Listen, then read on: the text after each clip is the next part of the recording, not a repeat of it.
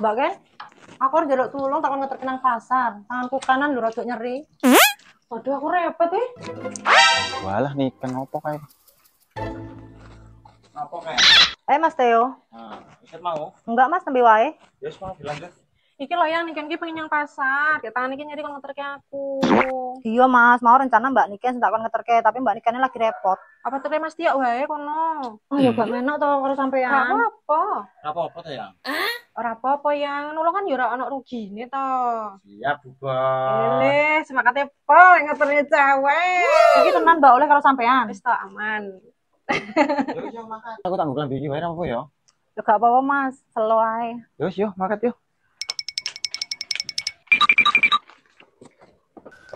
So ya Mas, yuk ngrepoti. Podo-podo, alah apa-apa. Apa-apa. Mas dina mangkat. Sik kan, perasaanku enggak enak Eneng apa toh? Kan wae yo kan, awakmu karo Okta wae yo, kayak Okta liwat. Malah aku lebih aman kalau sampean kok. Temenan apa-apa baru Okta. Ta. Iya Mas, Main nanti. nek pasar. Wah, kebetulan kayak ini kan bareng yo. Ya ayo. Malah ras itu tanganku wis mari. Loh, kok cepet temen. Iya wis mari tanganku njilem motor moyo. Kepiye kok banter temen. Gak sih dah kean Mas. Yo, kasih dah. Ya wes kan dhisik ya. Sorry yo. Ya gak apa-apa.